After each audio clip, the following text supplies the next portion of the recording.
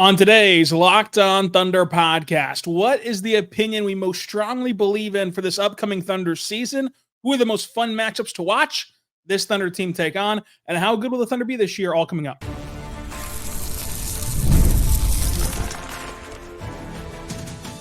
You are Locked On Thunder, your daily Oklahoma City Thunder podcast. Part of the Locked On Podcast Network, your team every day. Let's get it going on the Locked On Thunder podcast, on the Locked On Podcast Network, your teams every day. I am your host, media member, and inside the Thunder, beat writer Thunder on SI, Rylan Stiles. Follow me on Twitter at Rylan_Stiles. Follow the show on Twitter at LOThunderPod. Email the show, LOThunderPod@gmail.com. On today's show, we're joined by Ivan White at IvanBball13 to discuss our strongest takes in this Thunder team. Who are the most fun matchups to see this team go against, and what we think will happen this season. Ivan is our staff writer at Thunder on SI. Ivan, how are you doing today? I'm pretty good. Excited to be on here. I think that this is one of the most exciting seasons ever in Thunder history, and we're quickly approaching media day, training camp, and then it's just all systems go, hopefully, until June for the Oklahoma City Thunder. So, Ivan, how excited are you for this upcoming season? I'm very excited. You saw how exciting the team was last year. One of the youngest teams, still growing, made a lot of good moves this offseason, and they're going to be championship contenders this year. So, seeing how they grow in that aspect is going to be really fun. It'll be really fun to see. And if you want to check it out yourself, today's show is brought to you by Game Time. Go download the Game Time app, create your account, and use code LOCKEDONNBA for $20 off your first purchase. Terms and conditions do apply. Download the Game Time app today. What time is it? Game time. Ivan, it's also time for you and I to discuss this Thunder season. So everybody around the NBA, it feels like, is picking the Thunder to be the best team in the West. Even Vegas and our good friends at FanDuel have the Thunder as the top team in the West. Only really trailing behind Boston right now in the national consensus. Is that where you're at with this team as well? I think so. I think they are probably the best team in the West. Had the 1 seed last year. I think they can grow from that even. And I don't think anyone in the West got all that much better other than the Thunder to leapfrog them in that aspect. So I think they're right there at the top of the league. So, looking at this team, writing about this team every single day for Thunder on SI and, covering this team, it's going to be a fun season, but I'm sure that there are some opinions that you feel really confident. And of course, anything can happen. It's why you play the games. But sitting here right now, is there a take that's inside of you that you just think is for sure going to happen? You're super excited to see pan out. I think just as the season goes along, you're going to just see the team doesn't have a weakness anymore. They addressed all of that in the offseason. Josh Giddey was an issue in the starting lineup with his shooting, his defensive liability. Bringing Alex Caruso, he aids all that. And then you still have guys, Cason Wallace, Isaiah Joe off the bench to plug into the backcourt anytime you need.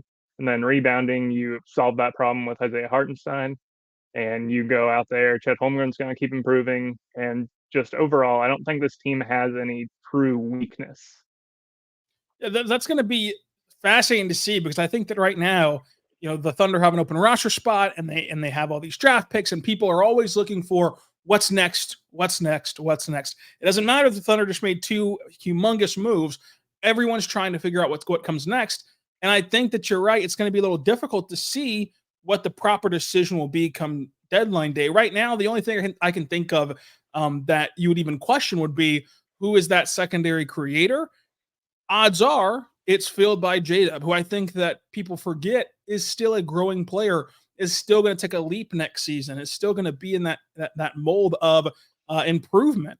And so I think that J-Dub can help in that area. And if he does, as we expect, this team really does have no weaknesses. I think that one of my biggest takes is that I think that, given that the positionless nature of the all defensive teams, I know that there's only 2 of them, but I do think that the Thunder will have 2 players on the all defensive teams.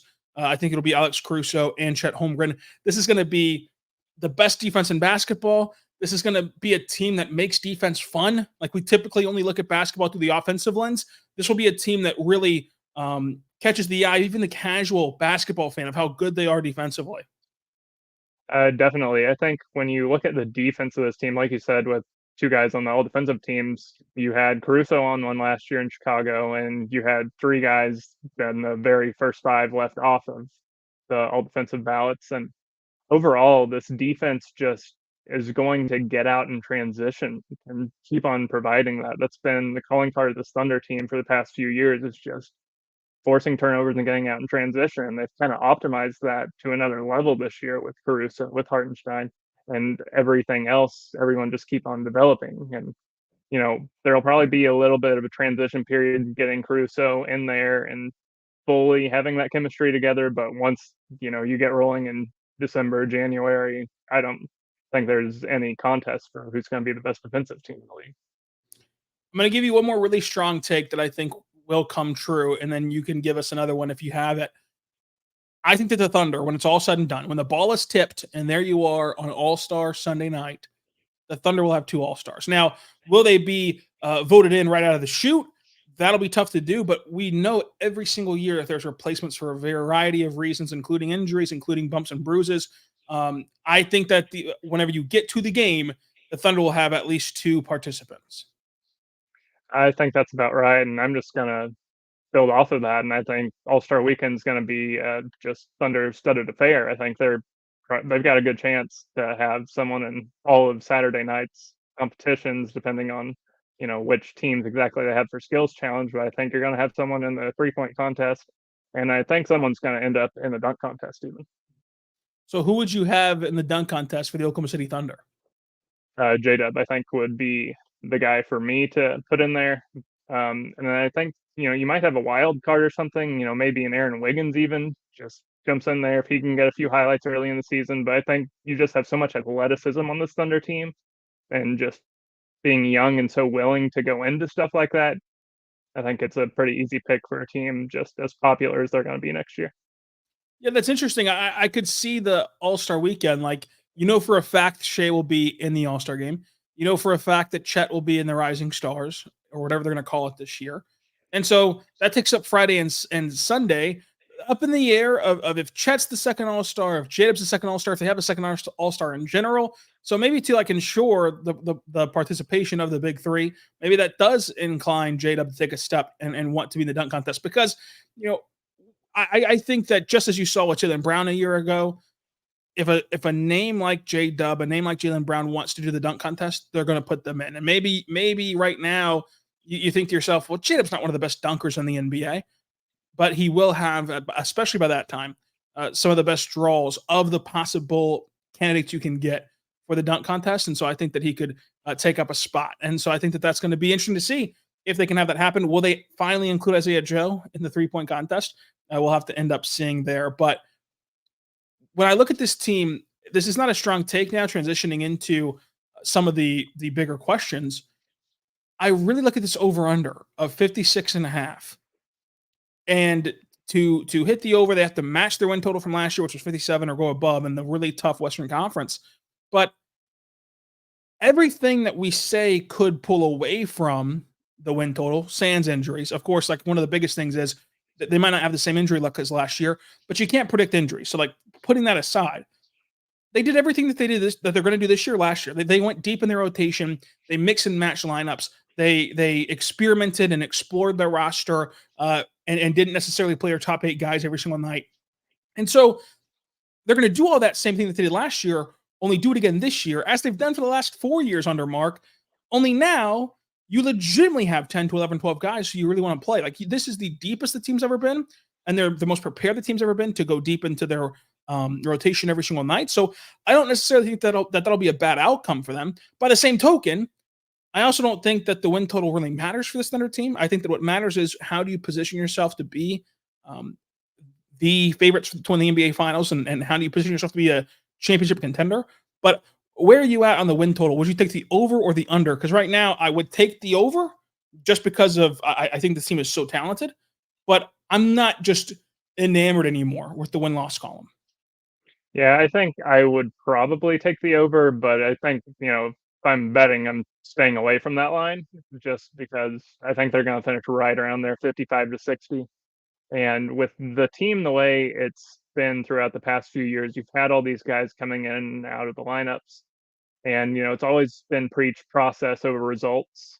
And I don't think that changes this year until you get to the postseason and then it's strictly results. But I think throughout the regular season, again, you're going to see Mark putting guys in a lot of different positions to see how they can succeed, especially with, you're going to have two big lineups with Chet and Hartenstein. You're going to have, probably four guard lineups at sometimes with the Caruso edition with, Dort, Shea, whoever. And you're just going to see a lot of different looks from the team throughout the season that maybe you haven't fully seen or just been fully optimized in the past few years. And with the personnel they have this year, they can really just go in and do just about any look they want. Coming up, who will be the Thunder starting five? How far will this Thunder team get? And what are the best matchups to watch this Thunder team play this season? But first, I want to say right now about our good friends over at eBay Motors. Folks, eBay Motors understands that passion, drive, patience, that's the formula for winning a championship. It's also what keeps your ride or die alive. eBay Motors has everything you need to maintain your vehicle and level it up to peak performance. Superchargers, roof racks, exhaust kits, LED headlights, and more. Whether you're into speed, power, or style, eBay Motors has you covered. With over 122 million parts to choose from, it's your number one ride or die. You'll always find exactly what you're looking for. And with eBay Motors Guaranteed Fit, it's guaranteed to fit your ride every time, the first time your money back, because with eBay Motors, you'll be burning rubber, not cash. And so go there right now to have all the parts you want, the prices you want. It's easy to make your car the MVP and bring home a huge win with eBay Motors. Keep your ride or die alive at eBay Motors. Eligible items only, exclusions apply, and eBay Motors is only available for U.S. customers for the Guaranteed Fit. We're back on the Locked On Thunder podcast on the Locked On Podcast Network, your teams every day. Joining us today is Ivan White at Ivan Beball 13. He is a staff writer for SI Thunder, Thunder on SI. Ivan, when they made the move for Caruso and they signed Isaiah Hartenstein, the biggest question became, who is in the starting five? A year ago, you were in the midst of Josh Giddey starting 218 consecutive games. A streak only snapped in the postseason in games 5 and 6. Now, there's less rigidity to the starting five. Where are you at with who starts this season? I think just overall, I wouldn't be surprised if it kind of changes game to game, matchup to matchup, and you just see, 7, 8 guys regularly starting. I think if there's a baseline starting five, it's going to be Shea, Caruso, Dort, J-Dub, and Chet. I think that just makes sense. You're still kind of having the same formula as you have for the past couple of years. Especially last year, and then you just moved Caruso into where Giddey was. And, he doesn't necessarily have the playmaking of Giddey, but I think J-Dub can take that next step. Chet's going to have the ball in his hands a little bit more this year. And I think Caruso is just kind of a perfect plug-and-play guy with any lineup, especially that starting five. Yeah, I think that's going to be the baseline starting five as well, partly because what makes the signing of Hartenstein so impactful and so beneficial for the Thunder is the fact that you now can survive the non-Chet minutes. And there's ways to do it. Even if you start the two alongside each other, you can pull one out quickly, you can stagger them, etc. It's easier to do it, though, if you just start one of them on the bench and it's not going to be Chet Holmgren. So I think that part of the reason why you grabbed Hartenstein is that you want to blanket all 48 minutes with heavy rim protection when you're not going small. And we know the limitations that J. Will has in that area of his game, as you saw last season. And so with these two guys who don't play a massive amount of minutes as guards do, centers typically don't, and these two guys, no exception, every minute you play with them together, you have to figure out a way to play with them apart and play with them not on the court at the same time. So whenever you don't have either one on the court, how do you make up that rim protection? Again, there's ways to do it. You can stagger. There's going to still be parts of this season and parts of every game, I would say, where the Thunder are going to go small. That can buy you time as well. But I think ultimately the more comfortable starting five each and every game will look closer to just Caruso filling in for Giddey, and away you go with that aspect where Caruso fills right in for Giddey. Hartenstein takes over J. Will's minutes plus some. and then Jay Will is now your third string. And look, if Jay Will is your third string center, that completely, I think, revolutionized the way that fans look at him. I think that fans looked at him through a vastly critical eye a year ago, and held him to an unfair standard. And I think that they missed the boat on how much progress he made as an NBA player last year. But now, as a third stringer, you can really see that impact show itself whenever you are actually having a guy in Hartenstein who takes over that backup big role. And Jay Will played his best basketball alongside Chet. So, like, if you still play Jay Will with Hartenstein, maybe that helps you in that column too to get Jay Will a little bit better. But the rotations will be fascinating. And I think that we can sit here and list off a billion lineups we're excited to see. But whenever you look at this Thunder roster as it is right now, who are your 5 most interesting players? It doesn't have to be the 5 best, but who can you not wait to see play basketball this year? I think first and foremost, Aaron Wiggins is a guy I really want to see how he fits in with these new additions. It seemed like he really took that next step last year. A lot of hype coming into this year, I think. And I think seeing him play alongside these new guys, especially, is going to be really interesting because he can play alongside anyone.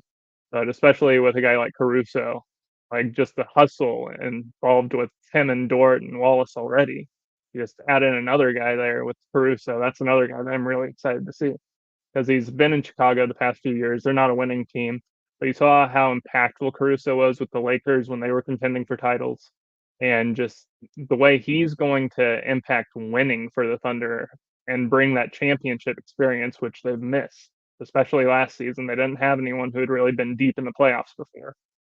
And so having him on the roster is going to just do a lot in that area. Then I really want to see Chet and just him with the ball in his hands a little bit more. See what he can do whenever he kind of is just unleashed, to say. Because you see what he can do off the ball. You see what he can do just defensively as a rim protector. But when he has the ball in his hands, he can be really special. He could turn into, a top 10 player in the league one day if he can just become a really good ball handler and just create his own shot. We saw him do that a little bit last year, but that next step is going to be huge for him. And then 2 other players that I really want to see, Ousmane Dieng. He's not talked about at all as someone who's going to be a rotation player or anything next year, but this is kind of his make or break year, like it was probably for Poku last year. And just if he can get on the floor and keep on showing what he really showed in the G League and the Blues run to the title, if he can just bring that, not at the same level, obviously. He's not going to go out there and need to be a number 1 option or anything. He just needs to fit in and be another guy. He can be a real missing piece for this team if he can just do that.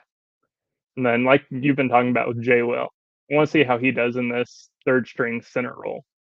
Just, he's going to get minutes alongside Chad, alongside Hartenstein probably. And just the way he played last year, his shooting dipped a little bit. But I think if he's got a little less pressure off of him, he's going to be able to go out there, just be in rhythm, take shots. He's going to be the 5th best player on the floor in almost any lineup he's in.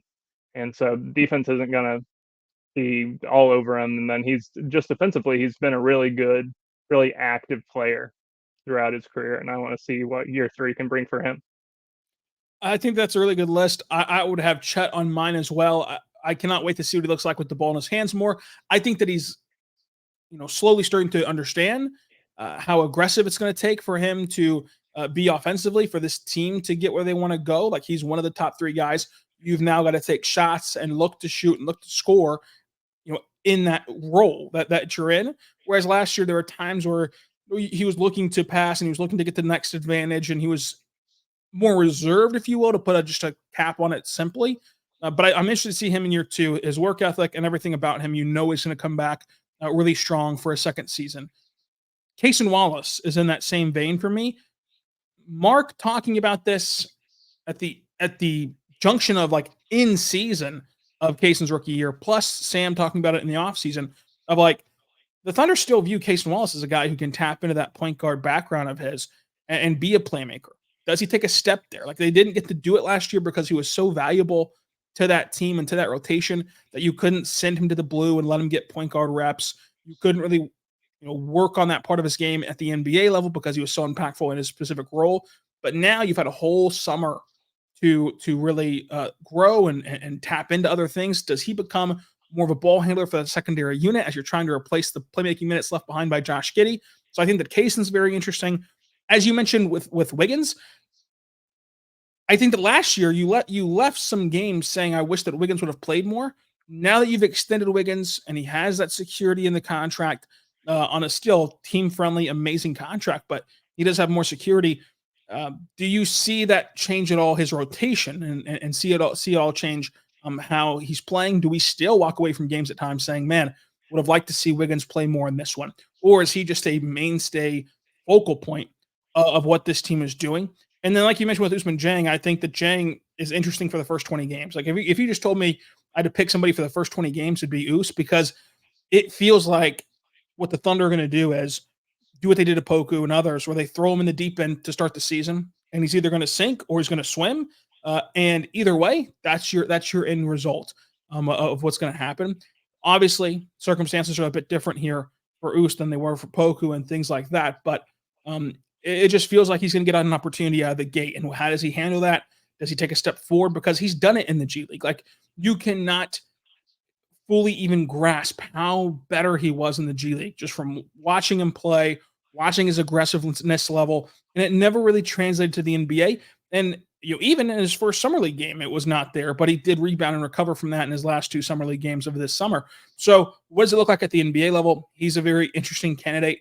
And then just Caruso in general. I think that Caruso is a guy who, you understand if you're sitting at home, you likely only have time to follow one NBA team. And you understand who's good around the NBA. You understand that Caruso's a good defender. You understand that he can shoot the basketball. But I think that he's a guy that once he's playing in front of you every single night, you start to appreciate his game more and appreciate what he brings to the table more. And I think that he's a guy that will quickly become a fan favorite in Oklahoma City. So I'm interested to see what dynamics he adds to this team as a leader, as a guy who's been in high pressurized seasons before, as a guy who's been around Mark before, as a G League head coach, and someone who can relay what it was like playing with LeBron and playing with a Lakers team that needed to win, because this is the first season in which the Thunder don't go into this as a feel-good story. The Thunder go into October as a title contender. And so they've got to be ready for that challenge and ready for what comes with that territory of the pressure of the games mattering to the extent of not just win-loss, but getting to the other side and looking like a complete picture whenever the postseason comes around. So I'm very interested in those guys to watch this season. That brings us to the best matchups to watch. We'll get to that coming up. But first, I want to say right now, our good friends over at BetterHelp, check out BetterHelp right now because at BetterHelp, they're awesome. Sometimes we could all use the benefit of therapy, but BetterHelp is the benefits of therapy, but it's entirely online. Because one thing that I think can hold you back from going and seeing the other side and seeing the positive nature of therapy is because we're all busy. We all have stuff going on, and we don't have time necessarily to go to a physical building. But that's where BetterHelp comes in. It's entirely online. It's entirely suitable around your schedule. So go there right now to BetterHelp and check them out today at BetterHelpHelp.com/LockedInNBA. That's BetterHelpHelp.com/LockedInNBA for 10% off your first month. Check it out today at BetterHelp.com/LockedOn. We're back on the Locked On Thunder podcast on the Locked On Podcast Network, your teams every day.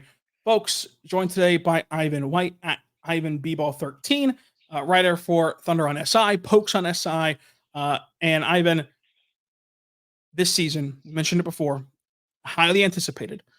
What matchup or matchups are you circling right now and you just cannot wait to get here?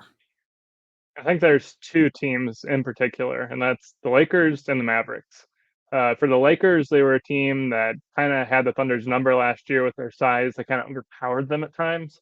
And I think just for most of these guys just having another year under their belt, they're going to be better prepared for the physicality that's going to come with playing LeBron and Anthony Davis and everyone else on that team.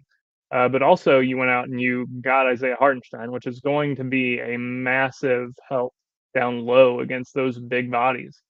And they're not going to be a team that's just going to get overrun on the glass this season like they were last year. And, even toward the end of the season, they made big strides in that category.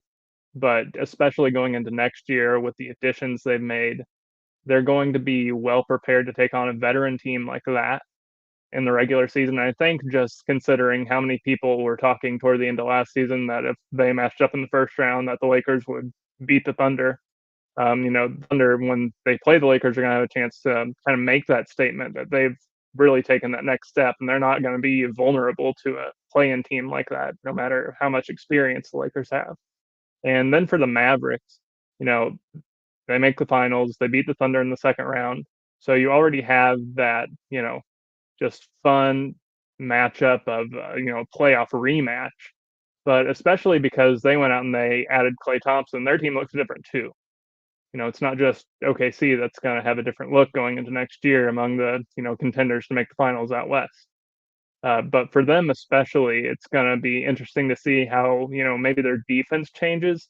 So they don't have Derrick Jones Jr. anymore. He got a lot of the minutes on Shai. So it's only going to be the regular season, but it's going to be interesting to see who exactly gets those matchups with Shai and anyone else who's going to be out there.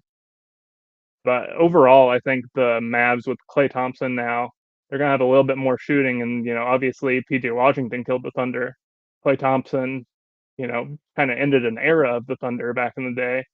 So, as the Thunder battle through into this next era and are really in championship contention, how he ends up being in that equation this time around if they match up in the playoffs again. Yeah, I think that those are two fantastic matchups. I would add Memphis because I think that Memphis kind of can replicate what the Lakers did so well a year ago with Edie playing near the basket, and then Jaren Jackson Jr. roaming, and then you have you have these guys like Desmond Bain, and you have John, you have like all these guys who can pack the paint and then use their athletic ability to fly out to 3-point shooters. Another system like that, where it's going to be interesting to see how the Thunder navigate that after struggling at times against a system like that a year ago. But now they have all these new parts, and so is that still the way you want to defend Oklahoma City, or is there now a pivot that needs to take place for teams? So I just love Memphis. I think Memphis is going to be a bounce back team and a really, really, really fun team to watch. So I love whenever those two teams go at it. And I think that this year will be a lot of fun with no exception. So I'm not going to take Dallas because you've gotten them. I'm going to take Minnesota, partly just because the two rosters, like if you just told me that they're going to play a game tomorrow, it'd be a lot of fun. But when you dig a little deeper into the scheduling quirks of you play them at the All-Star break, then you play them again on a back-to-back, that's like in a 2-week period. So like if you were, for example, last year with Jada stepping on a camera guy, like that was out of anyone's control. He landed on the baseline, stepped on the camera guy, twisted his ankle. Like if that happens to either team in that 2-week stretch, that can cost you a tiebreaker, which, as we saw last year, can cost you the first seed. It can cost you a division. It can cost you a favorable matchup. So, like, that quirk makes those games even more intense, makes those games even more interesting. You've got to be playing your best basketball in that stretch of February when you play the Timberwolves 3 times. And I think that adds an element of it's going to feel like playoff basketball, because these two teams specifically just saw a year ago that these games matter a ton, and that you can make up those games at any time in the calendar. But specifically having the head-to-head tiebreaker over your fellow foe is a big deal. So I'm going to go Minnesota there. Plus, as we mentioned, no matter the scheduling quirks or not, it's just going to be fun to watch these two teams play. A big team where you can try to match double big. You can just have Hartenstein come off the bench. Like, what do you do there if you're Mark? Like what do you do against Minnesota will be a key question all season long. And if they make it to the playoffs against each other, that will be another storyline to follow. So I just think that's going to be a lot of fun to watch. Definitely. I think the Wolves in particular, like you said, the matchup there, how you go against Cat and Gobert inside. You saw, a couple of years ago when the Thunder opened at Minnesota, Gobert's first game with them, Kenrich Williams ends up being the starter at center, and they kind of just fully, go the opposite way. And they've tended to do that in a lot of matchups. But now that you really have the personnel to match up with Gobert and Towns, do you just go head on and say, okay, we have Chet, we have Isaiah Hartenstein now, as a team, do you just go full steam ahead and say, we're the Thunder, we're better than you, and we're going to be able to be a double big team in a way that we haven't been able to in the past. I just cannot wait for this season. Ivan, thank you so much for joining us. Let them know where they can find you and what you've got cooking up. Yeah, so you can find me on Twitter at IvanBeeball13. Like I said, Thunder on SI. I'm staff writer over there. I'm site editor at OK State on SI. Football season just started, so a lot of stuff going on over there. That's a fun team to cover this season. So really excited to see how football season goes, and obviously really excited for basketball to start here in a little over a month. Thank you again, Ivan. It's been a lot of fun having our writers from Thunder on SI on to Locked On Thunder. You're the latest to join, so I really appreciate you. And until next time, be good and be good